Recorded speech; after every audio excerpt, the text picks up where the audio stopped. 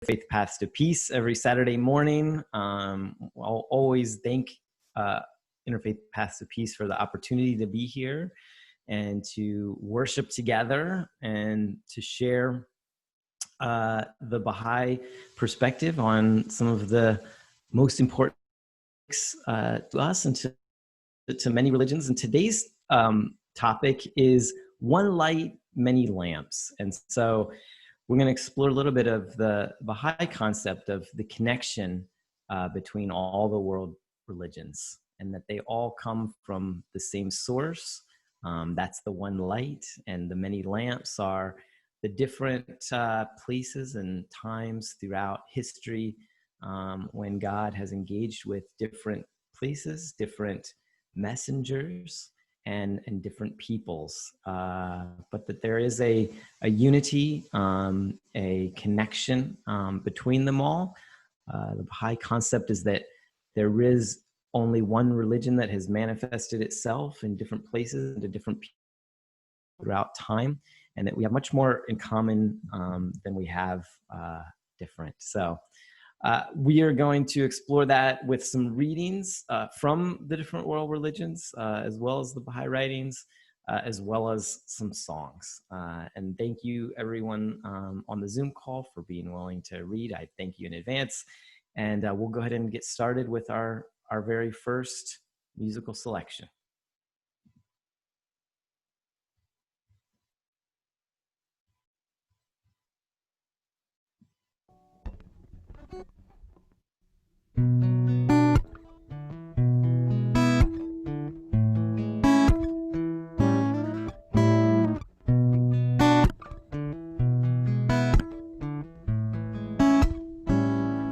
O children of men, know ye not why we created you all from the same dust, that no one should exalt himself over the other. Ponder at all times in your hearts how ye were created, since we have created you all from one same substance. It is incumbent on you to be even as one soul, walk with the same feet, eat with the same mouth, and dwell in the same land, that from your inmost being, by your deeds and actions, the signs of oneness and the essence of detachment may be manifest. Such is my counsel to you. Such is my counsel to you. Oh, concourse of light, such is my counsel to you. Such is my counsel to you, O children of men, know ye not why we created you all from the same dust, that no one should exalt himself over the other. No, ponder at all times in your hearts how ye were created, since we have created you all from one same substance. It is incumbent on you to be even as one soul, walk with the same feet, eat with the same mouth, and dwell in the same land, that from your inmost being, by your deeds and actions, the signs of oneness and the essence of detachment may be manifest. Such is my counsel to you. Such is my counsel to you. Oh, concourse of light, such is my counsel to you. Such is my counsel to you. Heed ye this counsel, that ye may obtain the fruit of holiness from the tree of wondrous glory.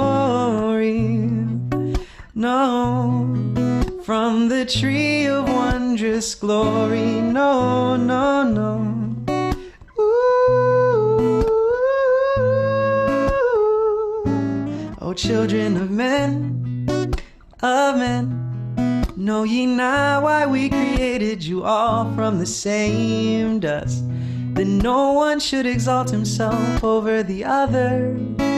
No, ponder at all times in your hearts how ye were created, since we have created you all from one same substance. It is incumbent on you to be even as one soul, to walk with the same feet, eat with the same mouth, and dwell in the same land, that from your inmost being, by your deeds and actions, the signs of oneness and the essence of detachment may be manifest.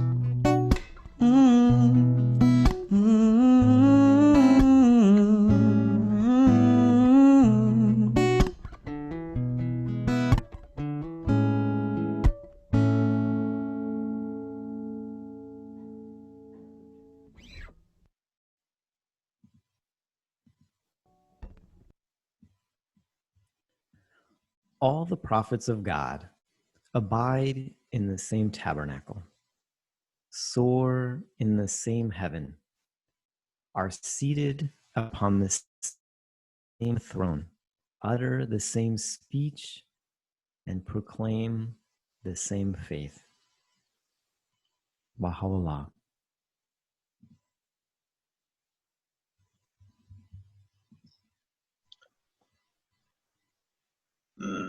Am I on mute? Yeah. You're good. If we are lovers of the light, we adore it in whatever lamp it may become manifest. But if we love the lamp itself and the light is transferred to another lamp, we will never accept nor sanction it. Therefore, we must follow and adore the virtues revealed in the messengers of God, whether in Abraham, Moses, Jesus, or other prophets. Abdul Baha.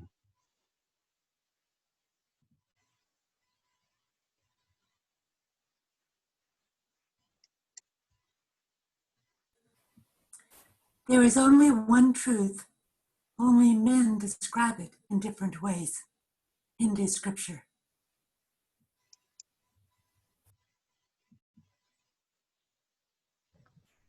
The teaching is merely a vehicle to describe the truth. Don't mistake it for the truth itself. A finger pointing at the moon is not the moon. The finger is needed to know where to look for the moon. But if you mistake the finger for the moon itself, you will never know the real moon. Buddhist scripture.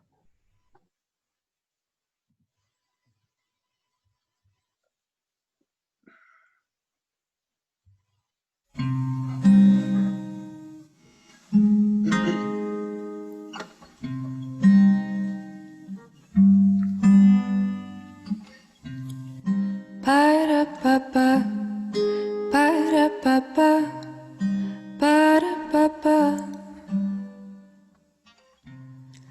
Ba-da-ba-ba, ba-da-ba-ba, ba-da-ba-ba.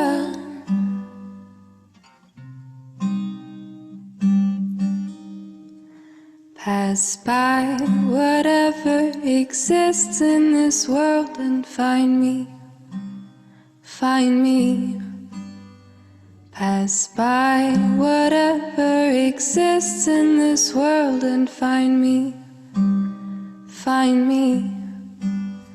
I am the sun of perception, the ocean of science. I revive the withered ones and quicken the dead. I am that light which illumines the path of insight. I am the falcon on the head of the Almighty. I bear healing in my wings and teach the knowledge of soaring. I bear healing in my wings and teach the knowledge of soaring to the heaven of truth. Pass by whatever exists in this world and find me. Find me.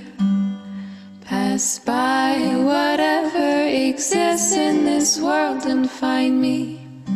Find find me. I am the sun of perception, the ocean of science. I revive the withered ones and quicken the dead. I am that light which illumines the path of insight. I am the falcon on the head of the Almighty. I bear healing in my wings and teach the knowledge of soaring. I bear healing in my wings and teach the knowledge of soaring to the heaven of truth. I bear healing in my wings and teach the knowledge of soaring. I bear healing in my wings and teach the knowledge of soaring to the heaven of truth. Pass by whatever exists in this world and find me, find me. Pass by whatever exists in this world and find me, find me, find me.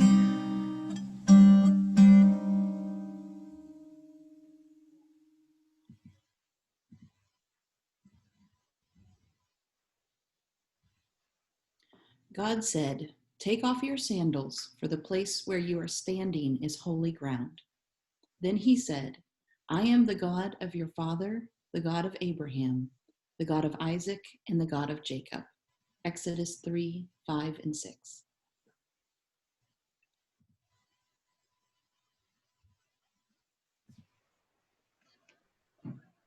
Have you not read what God said to you? I am the God of Abraham, the God of Isaac, and the God of Jacob. He is not the God of the dead, but of the living. Jesus. Matthew 22, verses 31 and 32.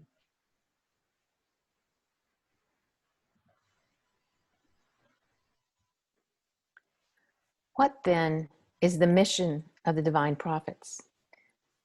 Their mission is the education and advancement of the world of humanity.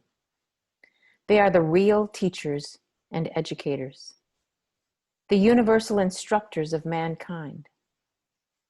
If we wish to discover whether any one of these great souls or messengers was in reality a prophet of God, we must investigate the facts surrounding his life and history. And the first point of our investigation will be the education he bestowed upon mankind. If he has been an educator, if he has really trained a nation or people, causing it to rise from the lowest depths of ignorance to the highest station of knowledge, then we are sure that he was a prophet. This is a plain and clear method of procedure, proof that is irrefutable. Abdul Baha.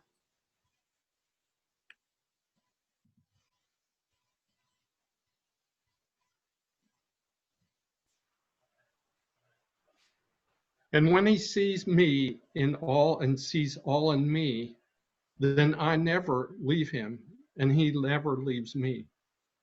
And he who is in this oneness of love loves me in whatever he sees. Wherever this man may live, in truth, he lives in me. Bhagavad Gita.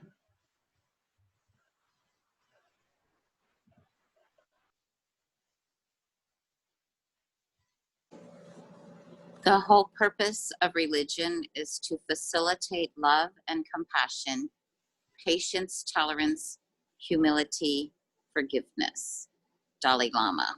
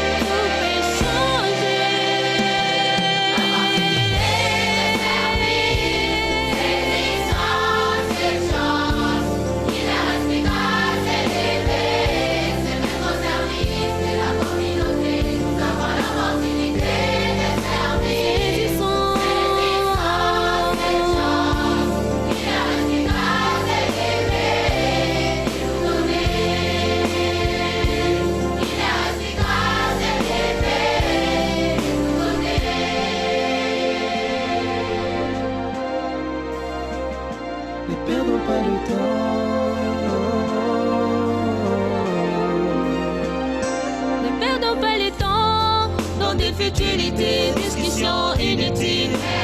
Inutile est plutôt comment servir la communauté. Nous, espoir de demain, saisissons cette chance. Marquer le temps et assurer les lendemains. Il suffit d'un geste, un acte, c'est notre bonne volonté. Tout peut changer. Saisissons cette chance.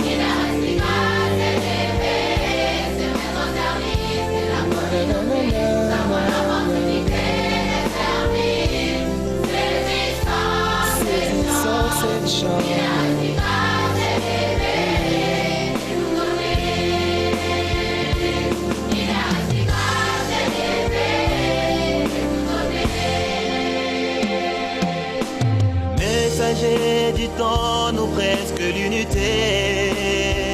Mais j'ai plutôt de la peine quand je vois Allonge du monde, livrant l'étendard de l'unité.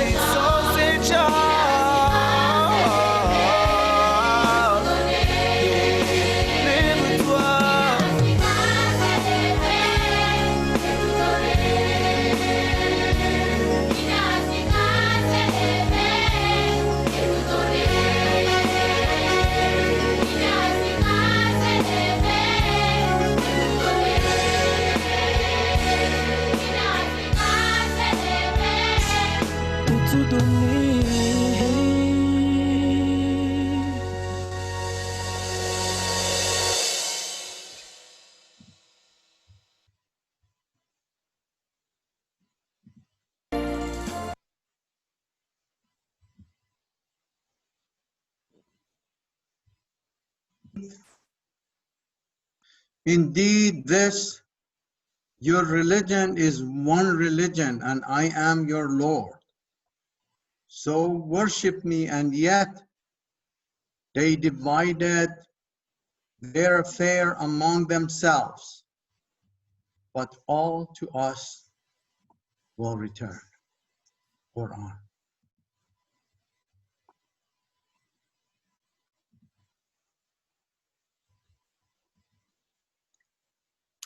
I still have many things to say to you, but you cannot bear them now. However, when he, the Spirit of truth, has come, he will guide you into all truth. For he will not speak on his own authority, but whatever he hears, he will speak.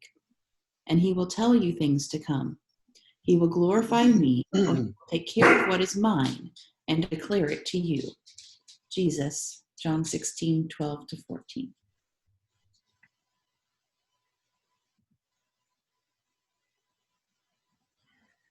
Religion should unite all hearts and cause wars and disputes to vanish from the face of the earth.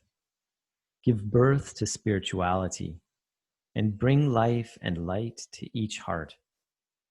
If religion becomes a cause of dislike, hatred, and division, it were better to be without it, and to withdraw from such a religion would be a truly religious act.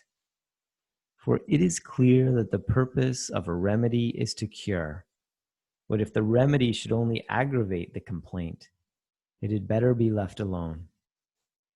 Any religion which is not a cause of love and unity is no religion. Abdu'l-Baha.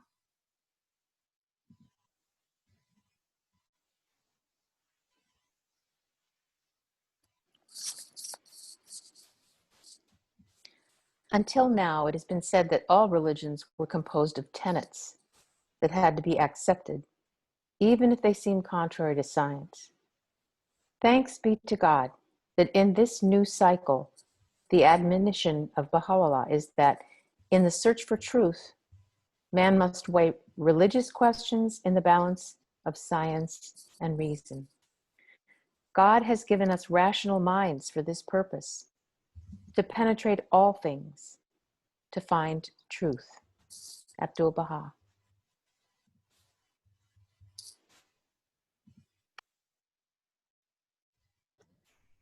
This is the changeless faith of God, eternal in the past, eternal in the future. Let him that seeketh attain it. Baha'u'llah.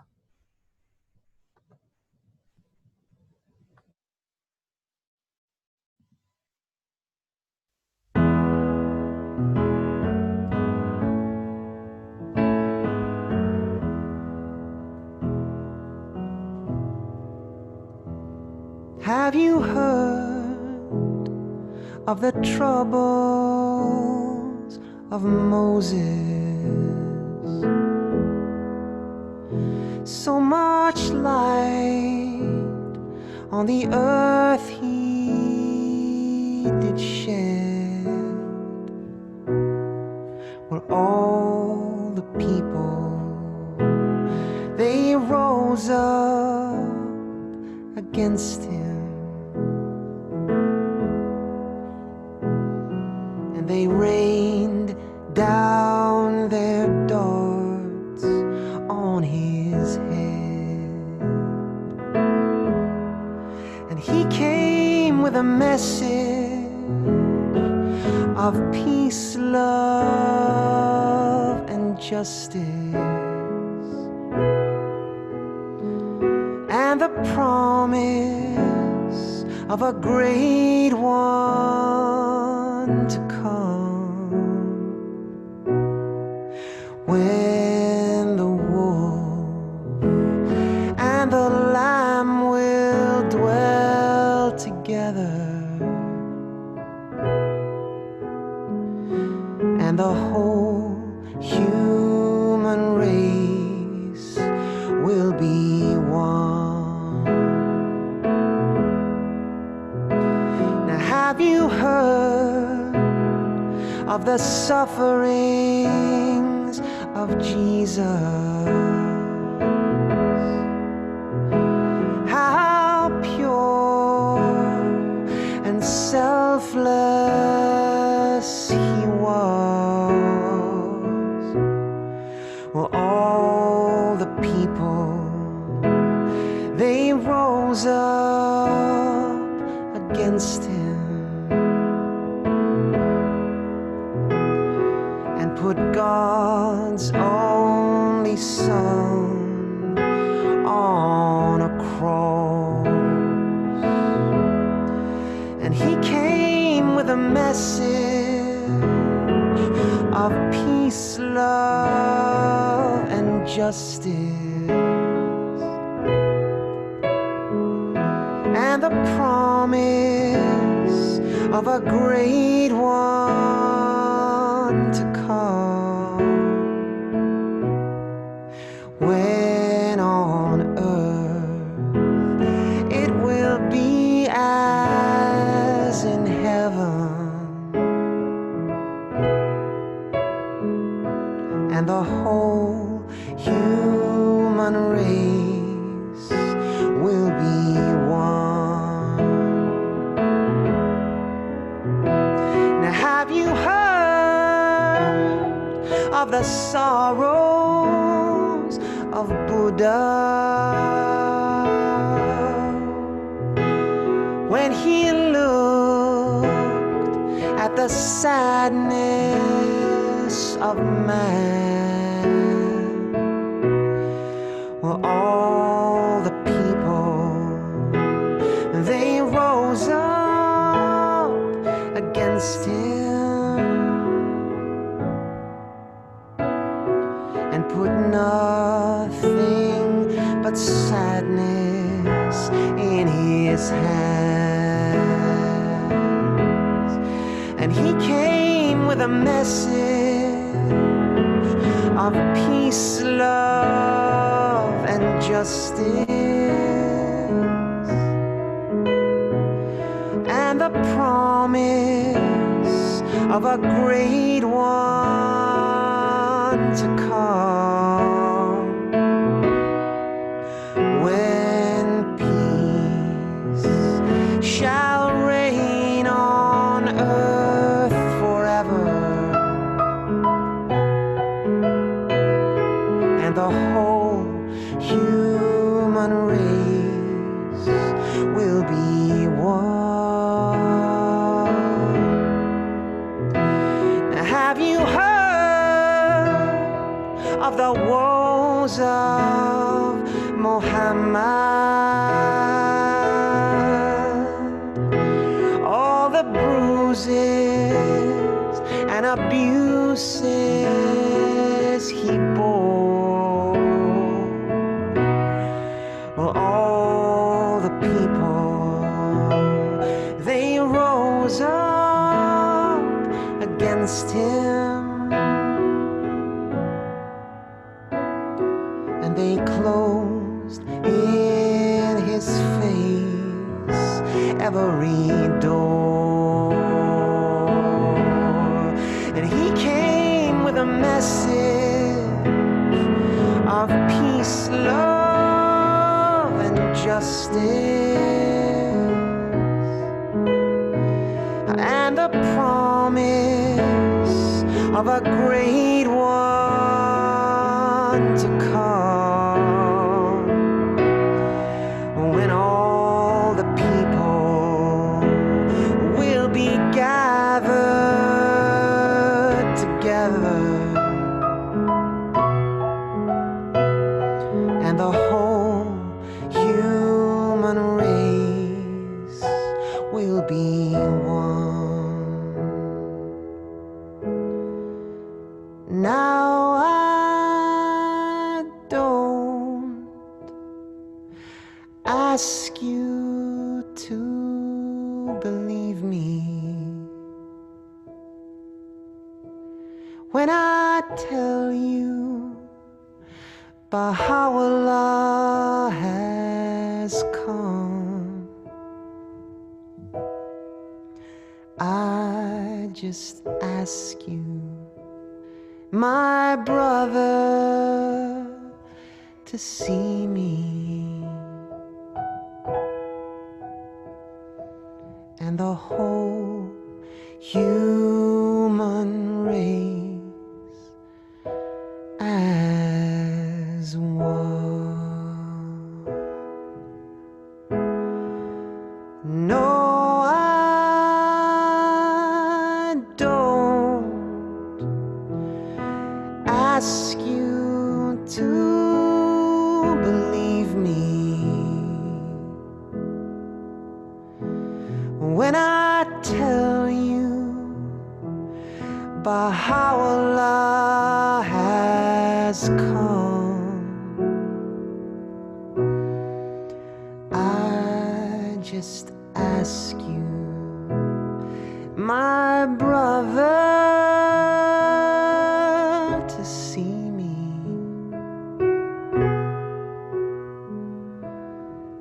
and the whole human race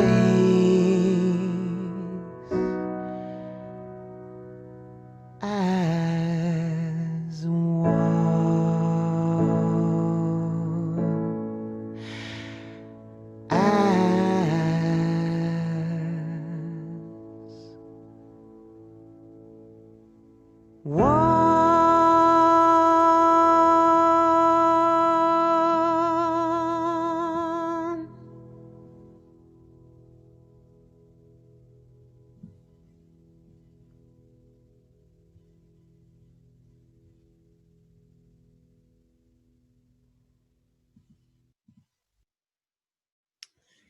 Thank you, friends. That's the end of our readings and music for today. Thank you again for all of our readers. And thank you for being here. We'll open up for some time of reflection and discussion, or anything anyone else would like to share. I will say one note about the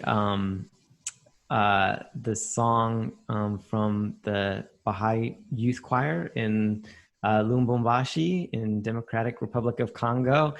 The words that were on there were not the ones that were in the song. If anybody knows a little bit, I know just enough French, and I was going to ask Rabbi Nadia, I was like, is this exactly right? Because assuming that you grew up in Montreal, that you you understood it. And in the meantime, she messaged me like, those words are a little bit different than what's on there. So apologies for that. You were supposed to, I said, don't say anything. I just wanted you to know for future. I know. Thank you. I just thought I would share. I love that song It was so much. beautiful. All of Yeah. the songs were beautiful. I'm still like sort of in this place of like wordless awe at the last song. I mean, all of the songs were beautiful, like, and the songs from the two girls from Vancouver, but that last song was so powerful. And then that other text, I think it was by Baha'u'llah, that was about a religion is about, I don't remember where, I can't give it, but it was like, I'll pull it back up. I want a t-shirt and a matching bumper sticker with that quote. It was so amazing. I think it's this one. Is that the one, Rabbi Nadia? Yes, that is the one. It like pretty much, in fact, I'm going to take a picture of it. Even though I know like you we're posting this, it just, I wish between that and that song, I wish that people could learn that. But to withdraw from such a religion would be a truly religious act. I mean, that was just so beautiful. I mean, I always love your worship services, but this morning was just brought tears to my eyes. So thank you. Thank you so much, Rabbi Nadia. I really liked the Buddhist reading about the finger pointing at the moon. Yes, that's one of my favorites. Yeah, if you mistake the finger for the moon, you will never know the real moon. Mm-hmm. What a beautiful image that is. It really is. I have to, in full disclosure, I learned that quote from Peter Bucher, who does the devotions for IPP. And we were talking in one of these sessions after his wonderful meditation sessions, and he relayed that quote. And so that's how that ended up in the devotional. Thank you for including it. Sure thing. I noticed several other hands. Judy and Dr. Cyrus and Julie, I think you maybe had yours too. Okay, Judy, go ahead. Okay, now today, can you hear me? Yes. Good. First, I want to apologize for being late. My computer glitched, so I didn't get on here on time. Then you missed my computer glitch, so it's okay. But yeah, that last song today, I mean, I've heard it quite a few times before, and today it was just like bringing tears to my eyes. It hit me really today. But in light of that, and talking about music, and I'm a real believer that one of the strongest ways to unite people is through music. And in that light, if you guys wouldn't mind, I'd like to share something. This is from Psalm 133, which we've had in our devotionals before. How good and pleasant it is for people to come together as brothers. And so I'd like to share that.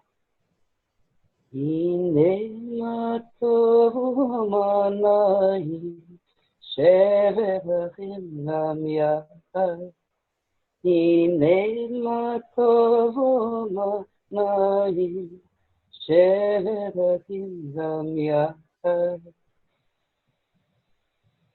Ine mato lai lai lai lai lai lai.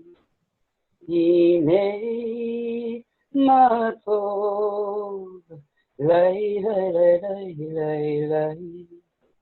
Ine mato manai shevakim zamyaka.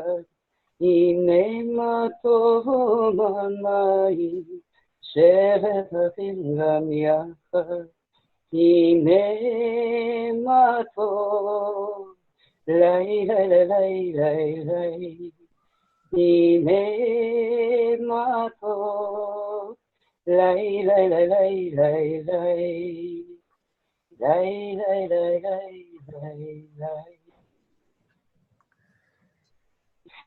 Yay!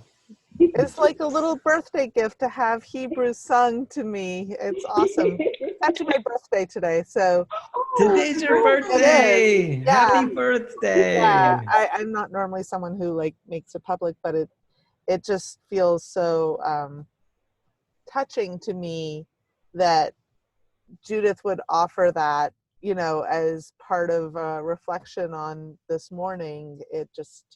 It's one of those like little signs that tells me that God is here, and so it's just, thank you. That's awesome. Thank you so much, Rabbi Nadia. And happy birthday. Thank you. That's wonderful. I was like, this is actually the first time I've ever worked on my birthday. I always give myself a little birthday gift of being off, and I was like, no, I want to worship with the Baha'i community. That's going to start my day off great. So yeah. Thank you for being here with us. We love having you with us every Saturday. I love it too. Dr. Cyrus, I think you are next. Oh, let me unmute you there. There you go. Yes, I wanted to actually remind everyone of two anniversaries. Yesterday was Juneteenth, and of course the whole nation observed that as never before. But something else that is significant to the Baha'is and in the future will be significant to the people of the world was Thursday was the 37th anniversary of execution of 9 Baha'i women in Iran, in Shiraz. These were as young as 16 and as old as in their mid-50s. They were highly educated. And of course, the youngest one was Mona, the 16-year-old girl who after was dismissed from school, formed her own neighborhood school, inviting younger children to come and she would teach them. And this was a crime that time, and it is still.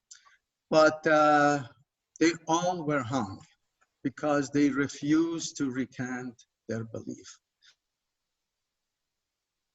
Today in our own devotional. The other thing I wanted to share with you is that in April of 2002, the Universal House of Justice sent a message to the world religious leaders, and I'm going to very, very, very much distill it and say it, and I will send it to Jason because I'm illiterate how to share it with everybody else. I will send it to Jason so he could share it with everyone. Essentially, the House of Justice says that science has proven the falsity of gender inequality and racial prejudice, that we are all made of the same substance and men and women are totally equal in every phase of their substance, except just being men and women.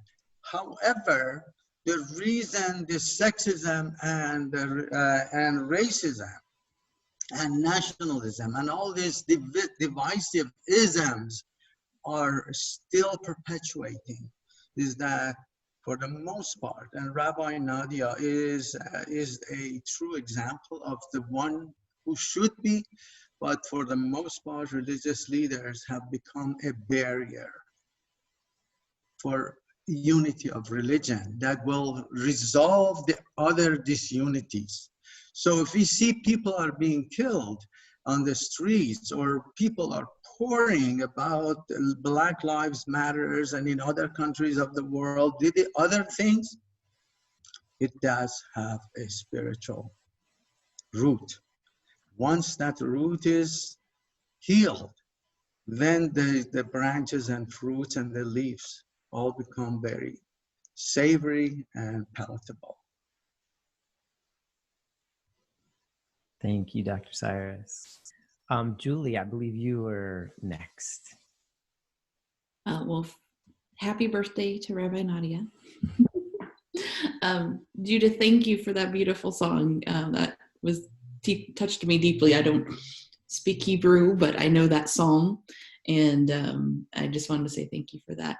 And also I wanted to echo what Rabbi Nadia was saying about that, that particular reading about the leaving a religion that is not right as a religious act itself. That's very deeply meaningful to me, as someone who grew up in a very, very conservative evangelical home where there was many beautiful things, but wrong things as well, of the faith that I was raised in. And I've spent many years trying to find unweave the bad from the good. And so I just wanted to say that touched me deeply as well. And I really appreciate you sharing that. Thank you, Julie. Deb, I'm going to unmute you. I think you're next. Oh, okay. Can you You're hear good. me? Okay. So, of course, I would like to share from the book, Reciting the Verses of God for today, for June 20th. It's about detachment. So, here. Okay. So, no man shall attain the shores of the ocean of true understanding except he be detached from all that is in heaven and on earth. And that's from the Kitabi Akda. No, it's the Kitabi Ikan. So how is that different from the Kitabi Akdas? Does anybody? Yeah. Kitabi Akdas is the most holy book. That's the book of right, laws. Which I'm gonna make an effort to read the whole thing. That's on my list of to-dos. Beautiful. But what's the Kitabi Ikan? The Kitabi Ikan is the book of certitude. Okay. I know you don't have that one. I can work on that.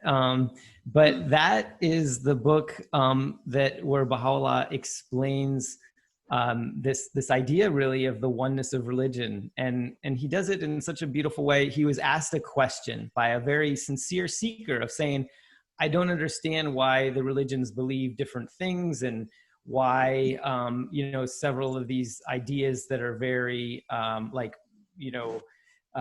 messengers coming down in the clouds and things like this, what do these mean? And so he explained them, but he does it in such a way that he says, let's look together at the history of religion, and let's explore this together, and let's think about it. And then he goes through in a very loving, very logical way and explains it so powerfully. And so really the topic of today's devotional is really the Kitabi Ikan is the root of most of those teachings. I'm sure Dr. Cyrus can add to that. Actually, the seeker happened to be the uncle of the Bab, because in his family, everybody thought that the Bab was a troublemaker youth that not only cost his own life, but the lives of so many. So this uncle is troubled by that and goes to Baha'u'llah and asks this question. And within a span of 48 hours, Baha'u'llah reveals this book of Iran, or the book of certitude. And this is a gold mine of any seeker who has trouble with, actually that book for the first time in the history of humanity presented the concept of progressive revelation, one of the pillars of the Baha'i faith and religion. Thank you, I Dr. forgot to Sires. say happy birthday to and I just want to say one more thing, which this is really bad of me to do, but during the songs, you know, I was reading a little bit from the Kitabi Akdas, and then I was also searching because I don't have the book God Passes By, so I thought I'd order it. So on the Baha'i bookstore, you can get it for like $14. So then I thought, Jason a long time ago, back in the 90s, got me Thief in the Night. And so I thought, oh, okay, I'll look for that too. So on Amazon, you can buy Thief in the Night for $847. And I'm just kind of curious why that's so expensive now. Why, you know, it's actually out of print. I don't know that you can even get it. You can't actually on the Baha'i bookstore, but why would they charge for Thief in the Night? Those are used booksellers. So on Amazon, used booksellers, when there are books that are out of print and you have a hard time finding them, once they get wind of that, they start jacking up the price. So it's the beauty of capitalism, you know, supply and demand, of course. We have that book in our Baha'i library if you want to borrow it. I didn't hear you. We have that book in our Baha'i library. Well, if you want to borrow it. Like what's the best price that I can get for Thief in the Night? I think the library's price is the best, but you might want to put it under lock and key now. You have a I have a. I don't know where the one Jason got me back in the 90s is. I can't. I do. We'll make sure. I'll make sure. And if not, I have another copy that I can send to bless Mom. you. Okay, thank you. I used to have one and it disappeared. So yeah. It's a hot commodity. Mine is here too. I know. Was it that Thief in the Night, Nancy? Thief in the Night, yeah.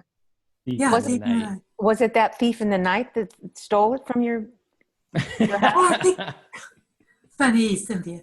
I think I loaned it to somebody. Yeah. It was actually the first book I read before I became a Baha'i. Wow. That was one of the first ones that my mom read too. Yeah, back like 25 years ago. All right, I'm going to go look for a free PDF version or something.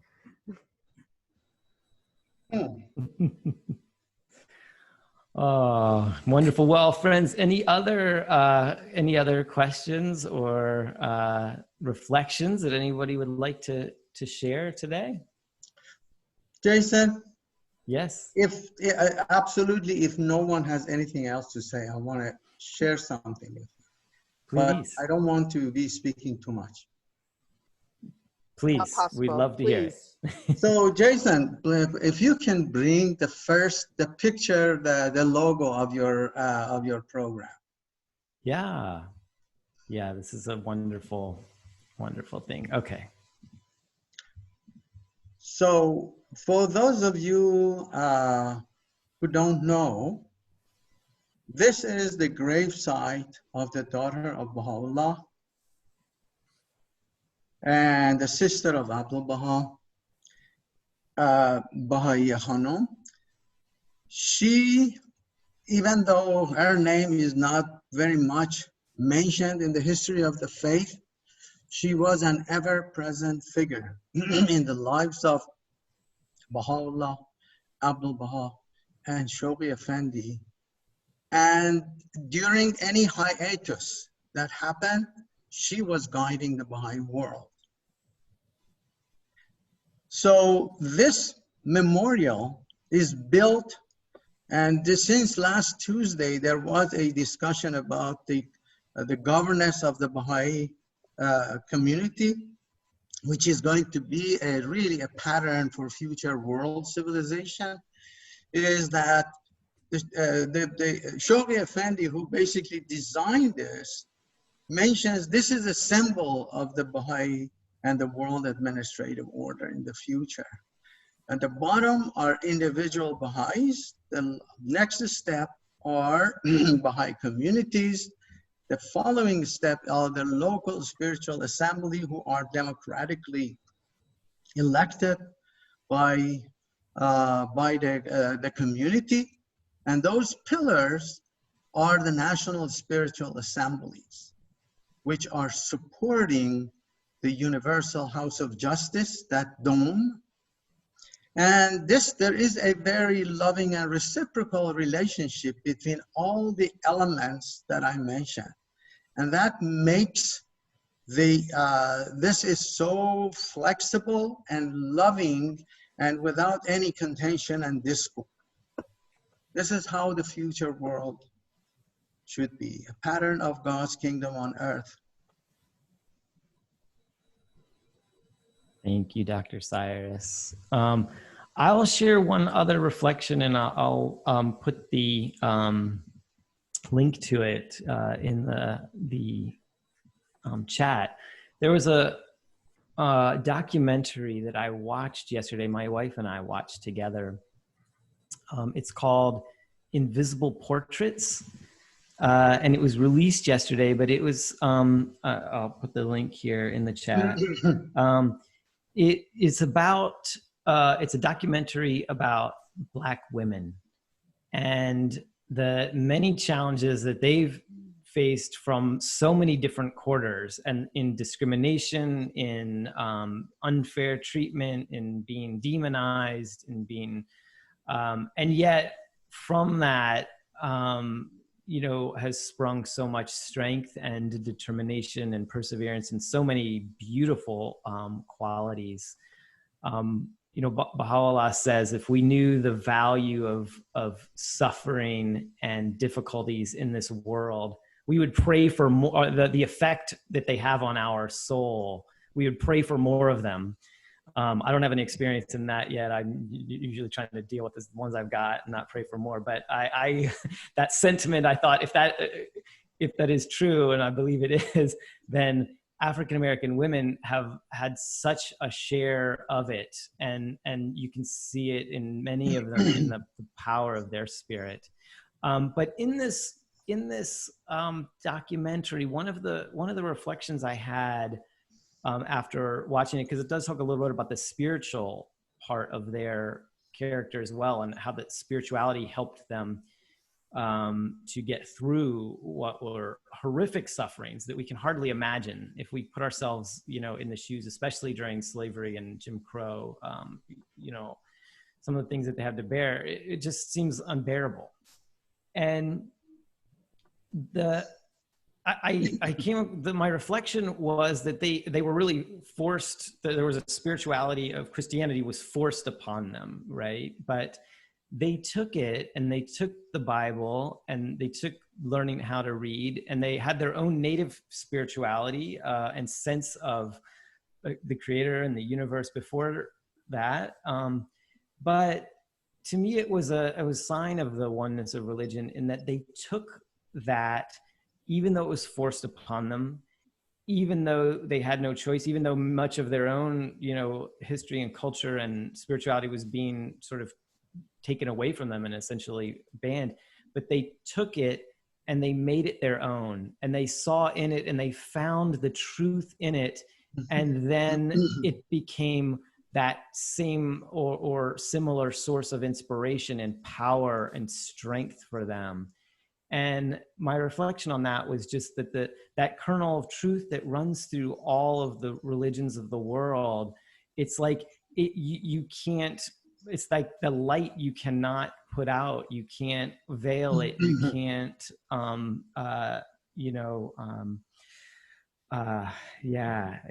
you can't deny it or keep it from someone, no matter how much you try. And so I just found such inspiration in that. It's a really beautiful documentary. It's one of the most moving things.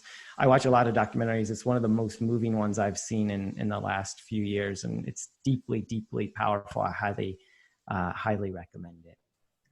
Thank you, Jason. I have a personal theology that's definitely drawn from Judaism and other faiths. That's specifically about spiritual alchemy, where you take things that are negative and you transform them to light.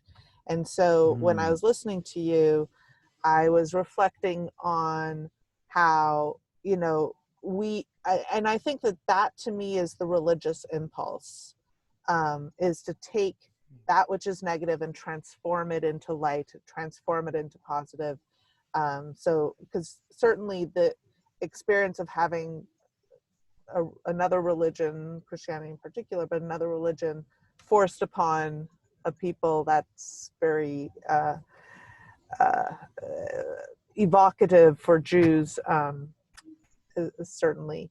But when I think about those people who have been subjected to the ways in which some people use religion for evil and how they're able to transform it into good, then that to me shows the redemptive power of the human spirit, that can survive and transform.